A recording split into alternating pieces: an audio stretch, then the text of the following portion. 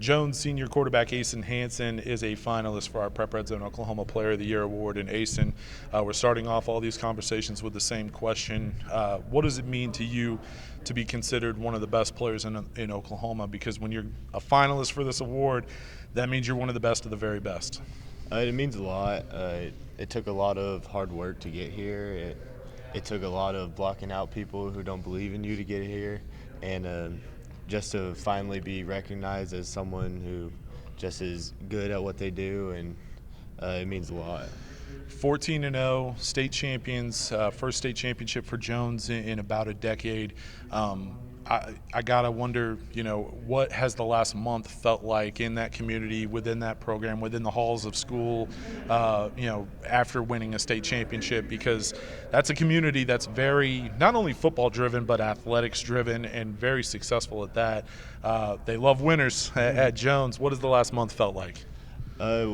Everyone comes up and talks to you. Even a month later, I still get congratulations for people I haven't seen yet. And we were really successful in girls basketball for a while. Yeah. And they get praised everywhere they go. So now everywhere we go, someone stops and talks to us.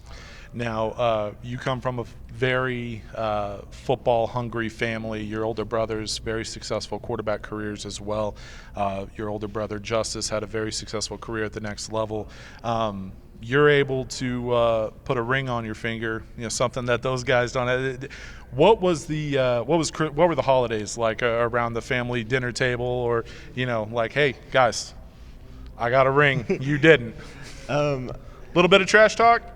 There actually wasn't much trash talk. They praise me all the time about it, and Justice has a bunch of accolades that I don't have, so it's kind of hard to trash talk him. But if Cannon ever says something, I can be like, hey, I won a state championship. Yeah, well, look, football is the ultimate team sport, and championships are team championships. So you got that X factor when it comes to the conversation with Jesse. You just got to flash that ring every now and then.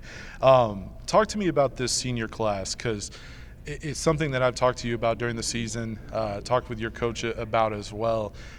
You, Luke, the guys on the offensive line, this senior group that has been knocking on the door and climbing and trying to get to this point. Just talk about the community that you guys had together where, this season was your last run. I got to think that this was about as close of a close-knit group as you could have.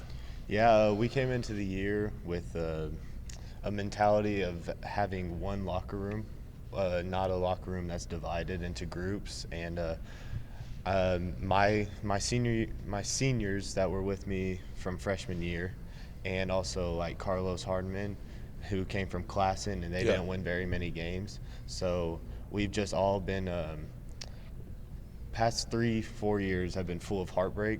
So we weren't taking no for an answer this year, and we stole OU's motto of hard to kill, and we just lived by it the rest of the year. And look, I don't know if hard to kill fit. When you look at the domination that you guys had from start to finish, you are hard to kill from the standpoint of you were blowing everybody out. Like at what point during the season, whether it was in the non-district play or in a district that was pretty competitive, at what point did you guys realize that you had a team that could truly contend with the Washingtons, with the Marlows for the 2A1 state title? We always believed it, even if our team – even if people didn't think we'd be here at all, we always would believe in it. And we just we'd watch film and be like, we do what we want against these guys. And we were always confident going into games, and there was no doubt in the stands and on the field. There was no doubt. One of your district opponents, their coaches, asked me the week before the title game. They said, all right, Jones and Washington, who you got? And I'm like, look, Washington obviously has had a lot of success. They've won, 3-4 state championships in a row. They've been there. They know how to be there. But I got to be honest, Jones, they're not going to be – I don't feel like they're going to be denied, and you guys certainly played like that in that title game. Just talk about, that championship game, the back and forth. It was an absolute slugfest from start to finish. Defense coming up with big plays, offense coming up with big plays. We're probably going to run the Carlos Hardiman one-handed catch about 5 times during this video. Just talk about the aspect, the fun element of that game, playing for a state title, and it's best on best with those two. Yeah, we went into the game. We said this Washington team has never played us. Yeah. And because we had a completely different group of guys than what we've had against them before. And getting there, we treated it as every other game. If we were playing on our home turf or if we were away, it was just another game. We didn't do any extracurricular activities or anything. Just we all put our headphones on and walked and did our warm-ups like it was just another game, and then we had the fun after the game. Yeah, there certainly was the wrestling replica belts being passed around. Yeah. There was plenty of fun on the field after the game. Well, let's talk about your career. First 2 years at Jones, you were able to help out in different ways other than being a quarterback. Last 2 seasons, you're QB1. Take the championship game off the table because that's obviously the right answer. When you look at your career over the last several years, what's one of your favorite memories from the last couple seasons?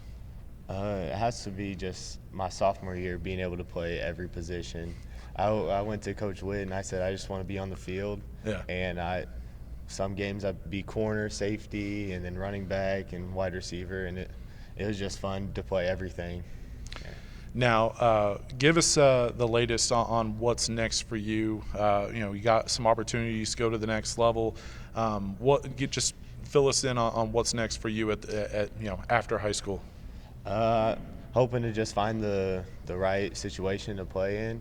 If that doesn't come around, I'm go to college and become a teacher and coach in the future, like my brothers. Might be coaching the next Jones Longhorn state champion.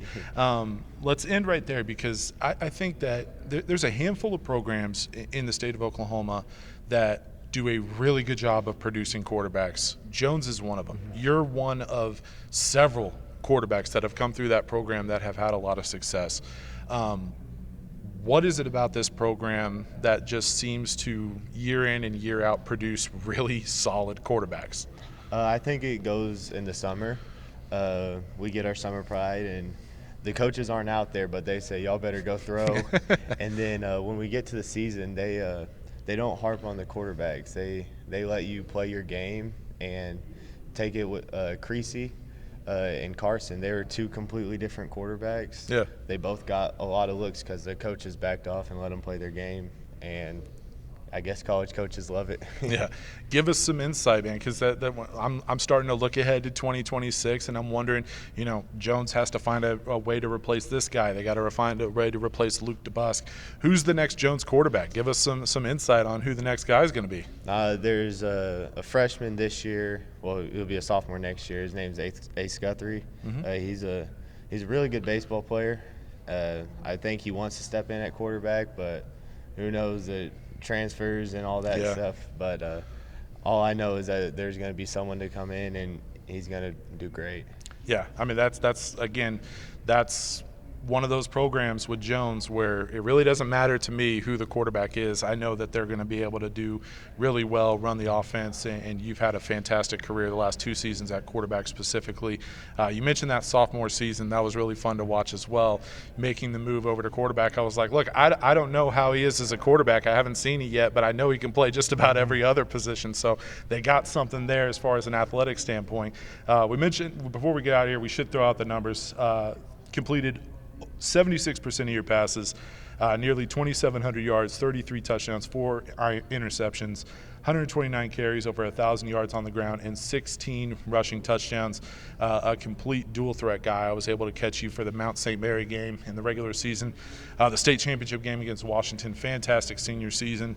I've mentioned this after the title game. You are hands down one of the best quarterbacks in Oklahoma because of the way you led. It doesn't necessarily – look, you have the numbers. I just listed them off. The numbers are really good. They're there.